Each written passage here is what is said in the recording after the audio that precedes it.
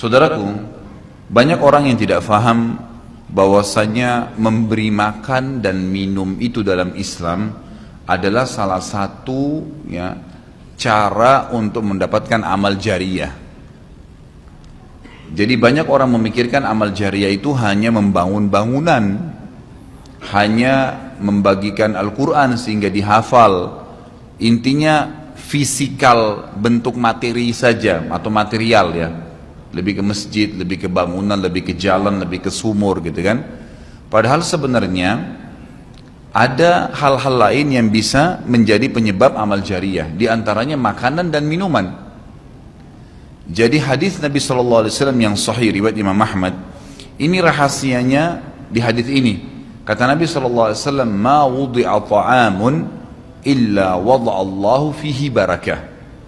Tidak ada makanan atau minuman yang dihidangkan untuk orang lain kecuali Allah, atau dihidangkan buat diri sendiri juga masuk sebenarnya, kecuali Allah jadikan bagian dari makanan dan minuman itu berkah.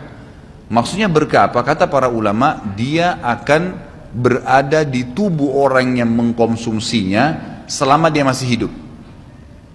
Jadi begini, orang tua kita semua, Bapak Ibu sekalian, orang tua kita seperti saya, orang tua saya misalnya, pada saat saya ceramah di masjid ini, saya mendapatkan pahala karena menyampaikan agama Allah, insya Allah, bila diikuti dengan keikhlasan. Semoga Allah ikhlaskan niat kita. Orang tua saya panen pahala saya. Kenapa Bapak Ibu sekalian? Karena saya tumbuh dari ASI ibu saya, dan saya tumbuh dari nafkah ayah saya. Makanan, minuman yang saya makan selama ini sehingga membantu pertumbuhan badan saya menjadi besar, dan akhirnya saya bisa hidup, maka itu menjadi amal jariyah.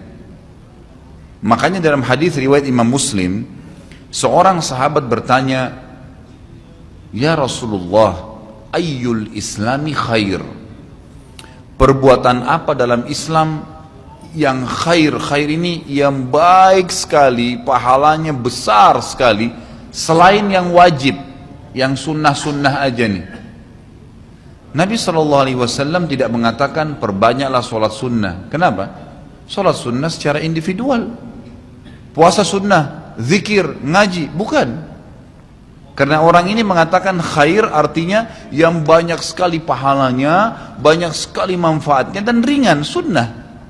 Berarti orang lain bisa merasakan. Apa jawaban Nabi SAW? Tut'imut ta'am wa tusallimu ala man ta'rif wa man lam ta'rif. Engkau memberikan makan dan minum kepada orang yang kau kenal atau kau tidak kenal. Memberi makan umumnya. Dan engkau menyebarkan salam kepada orang muslim yang kau kenal atau kau tidak kenal. Tapi saksi bahasan kita potongan awal hadis ini, di mana Nabi SAW menjadikan amal yang paling baik, besar pahalanya dalam Islam ternyata memberi makan dan minum orang lain. Kok bisa? Bukankah dalam secara akal kita, kalau kita makan dan minum kan habis gitu kan? Ternyata yang dibuang oleh tubuh itu yang tidak dibutuhkan saja. Yang jadi mohon maaf air seni kita, air kencing dan buang air besar, jadi tinja itu yang tidak dibutuhkan oleh tubuh, tapi yang dibutuhkan diambil, diserap, gitu kan? Dia akan menjadi bagian daripada otot-otot, urat-urat yang memang membutuhkan pembaharuan, atau bahkan menjadi bagian daripada darah di tubuh kita dan seterusnya. Tubuh kita terdiri dari 75% air. Dan Allah SWT mengatakan dalam Al-Quran, "A'udzubillahi minasyaitonirrajim, waja'alna minal ma'i kulli syai' hayy." Kami jadikan dengan air itu segala sesuatu bisa hidup. Dan memang seperti itu. Manusia bisa hidup dalam sebulan tidak makan, tapi manusia nggak bisa hidup kalau sebulan nggak minum. Bukan sebulan, seminggu nggak minum. Makanya para sahabat, beberapa riwayat menyebutkan seperti Abi Dzar radhiyallahu anhu, beliau mengatakan waktu beliau datang ke Mekah untuk mencari tahu berita tentang Nabi SAW, saking khawatirnya kalau beliau mengaku mau cari Nabi, karena semua orang yang datang dari luar Mekah mencari Nabi Muhammad SAW waktu zaman di Mekah itu digebukin atau dipukul. Dia dari suku Kifar, dia khawatir. Maka dia bilang, karena khawatir saya ditahu orang asing, saya juga kalau beli nanti retorika bahasa saya berbeda, maka saya minum air Zam-Zam.